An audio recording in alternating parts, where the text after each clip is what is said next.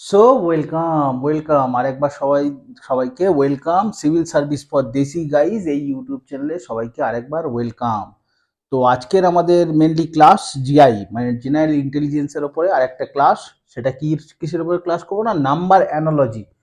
প্রত্যেকটা এক্সামে সে যে কোনো কম্পিটিটিভ পরীক্ষা তোমরা দিতে যাও না কেন, সেটা পিএসসি হতে পারে, সেটা এসএসসি হতে পারে, যে কোনো পরীক্ষায় নাম্বার অ্যানোলজির ওপরে কিন্তু একটা না একটা কোশ্চেন থাকেই।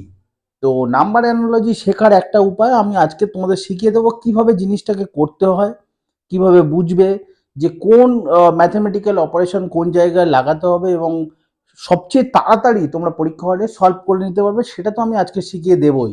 কিন্তু মেন সমস্যা হচ্ছে নাম্বার অ্যানোলজি যেটা, সেটা হচ্ছে তোমাকে কিন্তু প্র্যাকটিস করতে হবে, প্রচুর প্র্যাকটিস করতে হবে। তা নইলে পরীক্ষা হলে গিয়ে ইজি কোশ্চেনে তোমরা কনফিউজড হয়ে যাবে যে কোন ম্যাথমেটিক্যাল অপারেশন কোন মানে এর সিরিজের জন্য অ্যাপ্লাই করতে হবে সেটাই বুঝতে পারবে না, যার জন্য প্রচুর সময় নষ্ট হবে। লাস্টে ভুল একটা অ্যান্সার করে দিয়ে তোমরা চলে আসবে। সুতরাং বলবো আজকের ক্লাস থেকে তোমরা নাম্বার অ্যানালজি কিভাবে করতে হয় আমি জিনিসটা পুরো শিখিয়ে দেবো।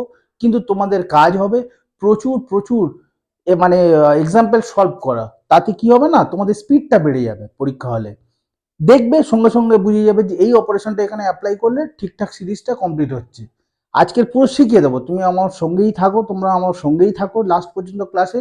আমি কিছু এক্সাম দিয়ে দিয়ে এবং যে এক্সাম্পলগুলো পরীক্ষায় এসছে সেই রকম টাইপের এক্সাম্পল আমি আজকের পুরো সলিউশন করে দেখি। দেখো অ্যানালজি, নাম্বার অ্যানালজি হোক, মানে আমি বলতে চাচ্ছি যে রিজনিং হোক বা ম্যাথ হোক, এই চারটা সবারই কিন্তু খুব খুব প্রয়োজন এবং এটা আমাদের পুরোপুরি মানে মগজস্থ করে নিতে হবে যাতে সারা জীবন মনে থাকে। কোনোভাবে আমরা যেন পরীক্ষা হলে মাল্টিপ্লিকেশন করতে না বসে যাই, ডাইরেক্ট কোনো সংখ্যা দেখবো তার স্কোয়ার হোক বা কিউব হোক আমরা যেন মুখে মুখে বলে দিতে পারি। এটা কিন্তু সবাইকে আজকের পর থেকে মুখস্থ করে নিতে হবে এই চারটা, কারণ এই চারটা খুব ইম্পর্টেন্ট চার্ট এবং প্রত্যেকটা ক্ষেত্রে এটা তোমাদের খুব কাজে লাগবে। তো দেখো স্কোয়ারের ক্ষেত্রে 1 square 1, 2 square 4, 3 square 9, 4 square 16, 5 square 25, 6 square 36, 4 square 7 square 49, 8 square 64, 9 square 81, 10 square 100। এই পর্যন্ত না সত্যি বলতে কারোরই সমস্যা হয় না। সমস্যা মেনলি হয় 11 স্কোয়ার থেকে। আর সত্যি বলছি এটা সমস্যা হয়, পরীক্ষা হলে সবারই হয়। যার জন্য আজকের পর থেকে এই ভিডিওটা দেখে অন্তত বারবার দেখার পরে এটা কিন্তু মুখস্থ করে নাও। প্রত্যেকটা সে ম্যাথে হোক বা রিজনিং হোক কাজে লাগবেই লাগবে, আমি বলে দিচ্ছি মিলিয়ে নিও। 11 square 121, 12 square 144, 13 square 169, 14 square 196, 15 square 225, 16 square 256, 17 square 289, 18 square 324, 19 square 361 এবং 20 স্কোয়ার 400। এটা একদম মুখস্থ করে নাও। এই চারটা খুব ইম্পর্টেন্ট চার্ট। আর কিউবের ক্ষেত্রে কি না, 1 কিউব মানে 1, 2 কিউব মানে 8, 3 কিউব মানে 27, 4 কিউব 64, 5 কিউব 125। এবার বলি এই পর্যন্ত সত্যি বলছি কারোরই কোনো অসুবিধা হয় না পরীক্ষা হলে, হয় কিন্তু এই 6 কিউব থেকে। 6 কিউব কত 216, 7 কিউব কত 343, 8 কিউব 512, 9 কিউব 729, 10 কিউব 1000।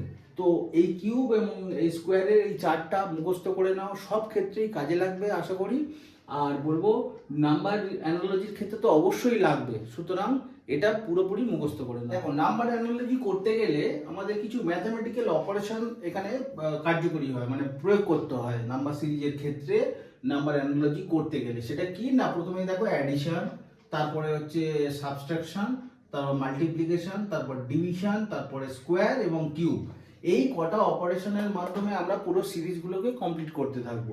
এইবারে মেন শেখার বিষয় সেটা হচ্ছে যে কোথায় মানে কোন সিরিজে ফার্স্টে আমরা অ্যাডিশন অ্যাপ্লাই করব, কোথায় সাবট্রাকশন অ্যাপ্লাই করব, কোথায় মাল্টিপ্লিকেশন অ্যাপ্লাই করব। এইভাবে কিন্তু আমরা যখন প্র্যাকটিস করব এবং প্রায়োরিটি লিস্ট বানাবো যে কোন পারপাসে কোন সিরিজের ক্ষেত্রে কোন ম্যাথমেটিক্যাল অপারেশন ফার্স্ট প্রয়োগ করব, সেটা আমি তোমাদের আজকে পুরো শিখিয়ে দেবো এবং তোমরা কোনোদিন ভুলবে না আশা করি।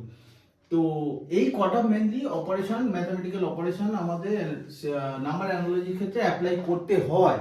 তো এবার দেখা যাক আরেকটা জিনিস আমাদের জানতে হবে, সেটা হচ্ছে অড নাম্বার কোনগুলো, ইভেন নাম্বার কোনগুলো এবং প্রাইম নাম্বার কোনগুলো। এইটা না জানলে কিন্তু নাম্বার সিস্টেমের যে অ্যানালজিক্যাল পার্টটা আছে, মানে যেটা সিরিজ ধরে কমপ্লিট করতে হয়, সেটা আমরা করতে পারবো না। তাহলে অড নাম্বার ফার্স্টে কোনগুলো আছে দেখে নিই। 1, 3, 5, 7, 9, 11, 13, 15, 17, 19, এইগুলো হচ্ছে সব অড নাম্বার।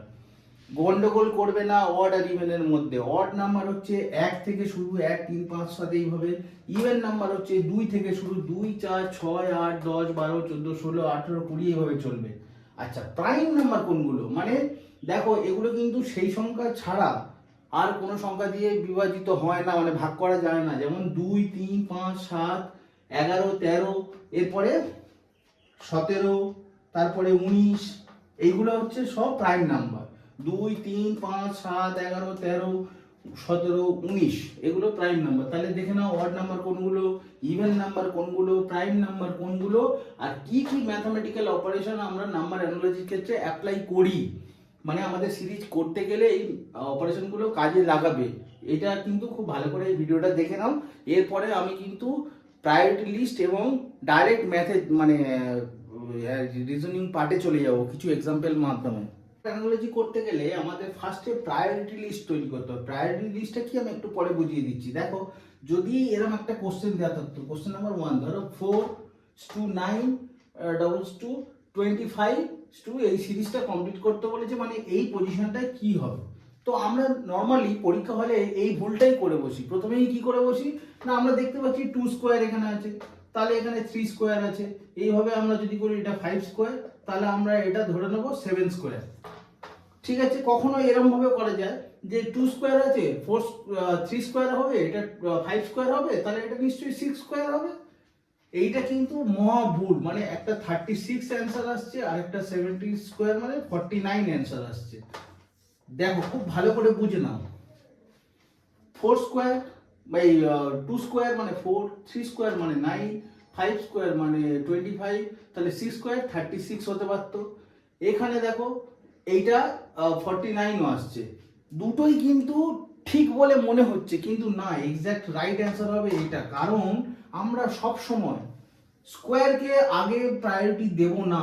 কারণ স্কোয়ার কিন্তু দেখো সেকেন্ড পজিশনে আছে প্রায়োরিটি লিস্টে। ফার্স্টে আমরা কিন্তু প্রাইম নাম্বার ধরে এগোবো। প্রাইম নাম্বার ধরে এগোবো মানে কি, দেখো 2 এর পরে প্রাইম নাম্বার 3, 3 এর পরে প্রাইম নাম্বার 5 এবং 5 এর পরে প্রাইম নাম্বার 7, যার জন্য 7 স্কোয়ার যখন হচ্ছে 49, এটাই কিন্তু রাইট অ্যান্সার।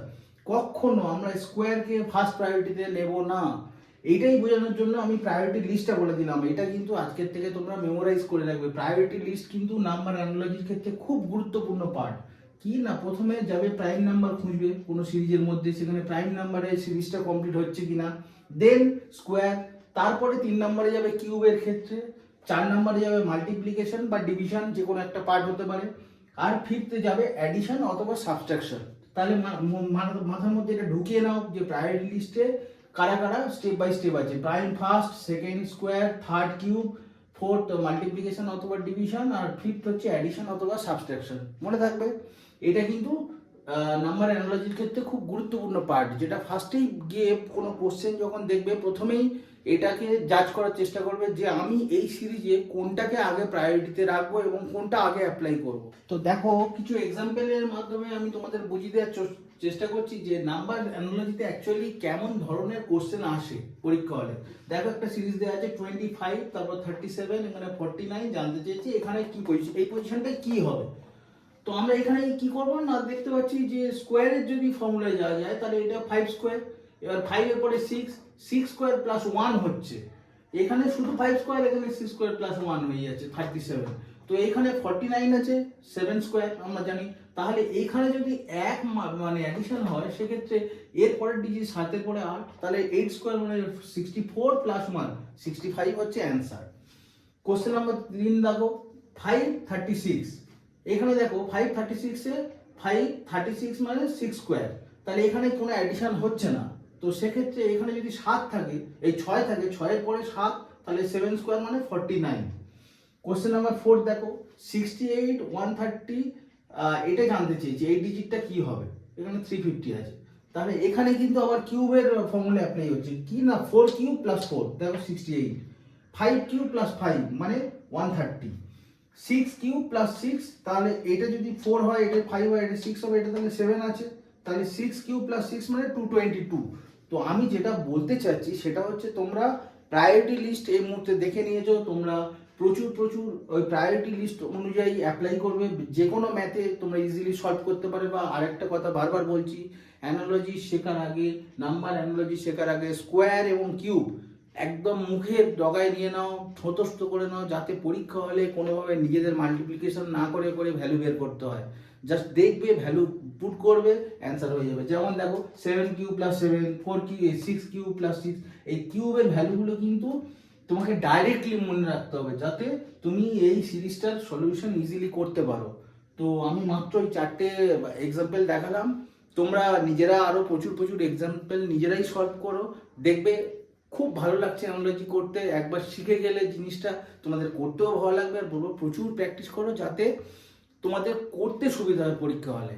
তো এই ভিডিওটা যদি ভালো লেগে থাকে সবাই একটা সুন্দর করে লাইক দেবে আর প্রচুর প্রচুর শেয়ার করবে।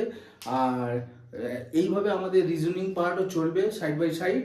আর তোমরা এই চ্যানেলটাকে প্রচুর শেয়ার করো। Thank you for watching my video. Thanks.